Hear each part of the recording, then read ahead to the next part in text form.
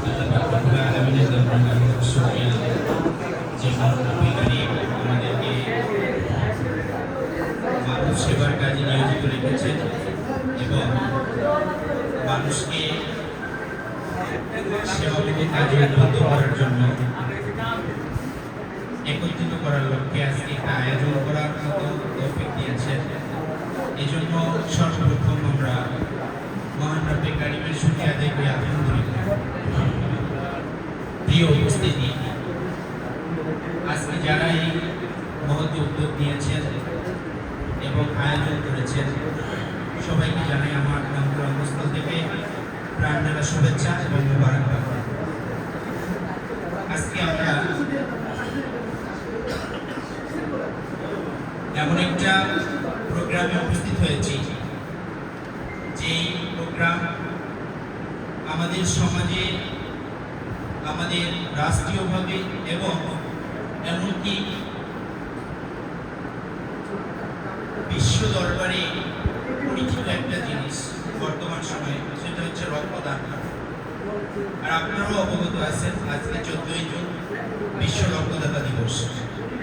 এই দিবসটা আয়োজন করার কিছু উদ্দেশ্য আছে, যে উদ্দেশ্যগুলো ইতিপূর্বে আমাদের বক্তাগণ বা আমাদের অতিথিবৃন্দ আলোচনা করেছেন।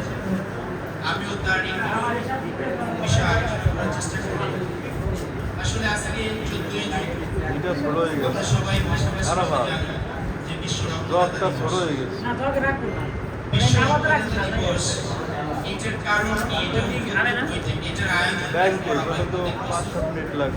এটা তো একটা স্পষ্ট বিষয়। বিশ্ব রক্তদাতা দিবস আয়োজন করার মাকসাদ হচ্ছে, উদ্দেশ্য হচ্ছে মানুষকে রক্তদানে উৎসাহিত করা এবং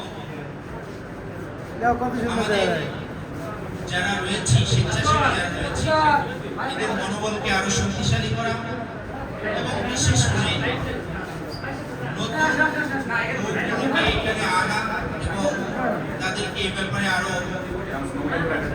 আগ্রহী বানানো। প্রিয় উপস্থিতি, আমরা যদি কোরআনের একটা আয়াতের দিকে তাকাই, সূরা মায়েদা, আল্লাহ পাক রব্বুল আলামিন বলেন, ওমান আহইয়াহা ফাকান্নামা আহইয়ান নাস জামিআ। আল্লাহ পাক রব্বুল আলামিন খুব সুন্দর একটা কথা বলছেন যে কোনো ব্যক্তি যখন একজন ব্যক্তির জীবন রক্ষা করলো, সে কেমন যেন পুরো মানব জাতির জীবনকে রক্ষা করলো। আজকে দেখেন এই রক্তদানের মাধ্যমে আমরা কত শত অপারেশনরত থ্যালাসেমিয়া রোগ এবং প্রসূতি মায়েদেরকে আমরা জীবন রক্ষার কাজে আমরা অংশগ্রহণ করতেছি। তো আল্লাহ পাক রব্বুল আলামিনের ওই কালামের দিকে যদি তাকাই যে একটা মানুষের জীবন রক্ষা করা মানে একটা মানব জাতিকে রক্ষা করা, তাহলে আমরা প্রত্যেকেই কিন্তু একটা সদকা জারিয়ার অংশগ্রহণ করতেছি। এজন্য আমাদের চিন্তা চেতনা, আমাদের চেষ্টা ফিকির একটু ভিন্ন থাকতে হবে। যেহেতু এটা সামাজিক একটা সমাজসেবামূলক একটা কাজ, স্বেচ্ছাসেবীমূলক একটা কাজ, এখানের মূল উদ্দেশ্য থাকতে হবে আমরা যে কাজগুলো করব এর বেনিফিট আমরা পাবো না, এর বেনিফিট আমরা চাইবো না। যদি আমরা এর বেনিফিট চাইতে যাই বা বেনিফিট পাবার আশায় কাজ করি, তাহলে এক নম্বর জিনিস সেটা হচ্ছে ধর্মীয় দিক থেকে আমরা পূর্ণাঙ্গ সওয়াবের অংশীদার হচ্ছি না। দ্বিতীয় কথা হচ্ছে যখন আমার নেশা বা পেশা হয়ে যাবে যে মানবিক কাজ করে বা স্বেচ্ছাসেবীমূলক কাজ করে আমি তার থেকে বিনিময় গ্রহণ করব বা আমি তার থেকে কোনো বেনিফিট চাবো বা আমি ভালো একটা পর্যায়ে থাকবো, মানুষ আমাকে চিনবে, আমাকে জানবে, তখন আমার মূল উদ্দেশ্য হারিয়ে ফেলবো আমরা।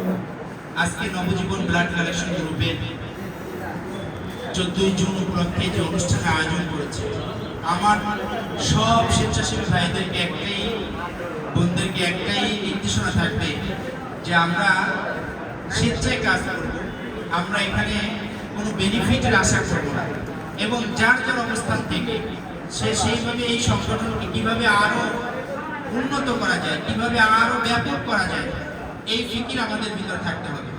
এবং আমাদের এখানে যারা আরো মানবিক সংগঠনের সদস্যবৃন্দ আছেন, অনেকেই আছেন, তাদেরকেও ধন্যবাদ জানাই, তারা আজকের এই অনুষ্ঠানে এসেছেন। তাদের প্রতিও বিনীত আহ্বান থাকবে যে আমরা প্রতিযোগিতা করব, কিন্তু আমরা খারাপ পরিবেশ তৈরি করব। এক সংগঠন আর এক সংগঠনের পেছনে লেগে থাকা, এক সংগঠন আর এক সংগঠনের বদনাম করা, এটা সবাই স্বেচ্ছাসেবী সংগঠন হিসেবে কাজ করতেছি, সবাই স্বেচ্ছায় কাজ করতেছি, কাউকে এখানে বেতনভুক্তভাবে রাখা হয় না। অতএব যে যার অবস্থান থেকে কাজ করতেছে আমরা তাদেরকে সাধুবাদ জানাই। এবং নবজীবন ব্লাড কালেকশন গ্রুপের নীতিমালা এমনই যে আমরা আমাদের স্থান থেকে কার্যক্রম পরিচালনা করব, আমরা কারো পরনিন্দা করব না, আমরা কারো কাজে ব্যাঘাত সৃষ্টি করব না, এবং সেই লক্ষ্যে আমরা কাজ করতে যাচ্ছি। প্রিয় উপস্থিতি, আল্লাহ রাসূল সাল্লাল্লাহু আলাইহি ওয়াসাল্লাম একটা সুন্দর কথা বলেছেন, আহাব্বুন নাস ইলাল্লাহি আনফাকুন নাস। আল্লাহ পাক রব্বুল আলামিন ওই ব্যক্তিকে সবচেয়ে বেশি পছন্দ করেন যে মানুষের উপকারে আসে। তা আমরা তো সবাই স্বেচ্ছাসেবী করেন, ঠিক না? তা আমরা তো মানুষের সেবার জন্যই কাজ করতেছি, আমরা মানুষের উপকারের জন্যই কাজ করতেছি, আমরা মানুষের যেহেতু উপকারের জন্য কাজ করতেছি, তাহলে আমরা আশা করতে পারি যে আমাদের নিয়তগুলো যদি ঠিক থাকে তাহলে আমরা আল্লাহর কাছে সবচেয়ে শ্রেষ্ঠ বান্দা হিসেবে উপনীত হতে পারব। প্রিয় উপস্থিতি, আমি আমার বক্তব্য শেষ করব। শেষ করার আগে যে কথাটা আবারও পূর্ণ ব্যক্ত করতে যাচ্ছি সেটা হচ্ছে, আমাদের এই কার্যক্রমগুলো, আমাদের এই সেবামূলক কাজগুলো যদি আমাদের কোনো ক্ষতি না করে, আমরা যদি নিয়ম নীতি মেনটেন করে আমরা যদি সামনের দিকে কাজগুলো এগিয়ে যাই, তাহলে আমাদের এই কাজগুলো অবশ্যই সদকা জারিয়া হিসেবে আমাদের মাঝে আমরা আল্লাহর কাছে সওয়াব পাবো। এই জন্য আমাদের নিয়তগুলো থাকতে হবে যে আমরা সদকা জারিয়া হিসেবে কাজ করতেছি।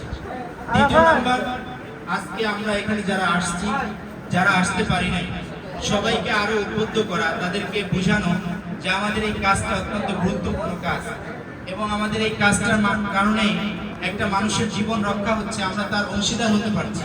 সর্বোপরি হায়াত মত আল্লাহর হাতে, কিন্তু আমরা চেষ্টা করতেছি একটা প্রসূতি মায়েকে আমরা সুস্থ রাখার জন্য, একটা অপারেশন ব্যক্তিকে আমরা সুস্থ রাখার জন্য, একটা থ্যালাসেমিয়া ব্যক্তিকে সুস্থ রাখার জন্য। এই জন্য আমরা যেটা চেষ্টা করতেছি, আমাদের নিয়তটাও সুন্দর হতে হবে এবং আমাদের মাঝে যেন কোনো বিভেদ না থাকে। আমরা প্রত্যেকটা সংগঠন যার যার অবস্থান থেকে আমরা স্বেচ্ছায় কাজ করে যাব, আমার কারণে যেন অন্য কোনো সংগঠন বা অন্য কোনো ব্যক্তির ক্ষতি না হয়, যেন সে মানুষের উপকারে পৌঁছাতে পারে। সর্বোপরি আমি ওই হাদিসের আলোকে শেষ করতেছি, মানুষের মধ্যে সর্বোত্তম উপকারী ব্যক্তি, সর্বোত্তম শ্রেষ্ঠ ব্যক্তি ওই ব্যক্তি যে মানুষের উপকারে আসে। এজন্য আসুন আমরা সবাই নবজীবন ব্লাড কালেকশন গ্রুপের এই ছায়াতলে থেকে মানুষের উপকারে আসি এবং শ্রেষ্ঠ মানুষ হিসেবে নিজেদেরকে প্রতিষ্ঠিত করতে পারি। সবাই দোয়া করবেন সংগঠনের জন্য, আমাদের জন্য, আমিও আপনাদের জন্য দোয়া করব। আসসালামু আলাইকুম ওয়া রাহমাতুল্লাহ। ওয়ালাইকুম আসসালাম। আমাদের ভাইকে অসংখ্য ধন্যবাদ।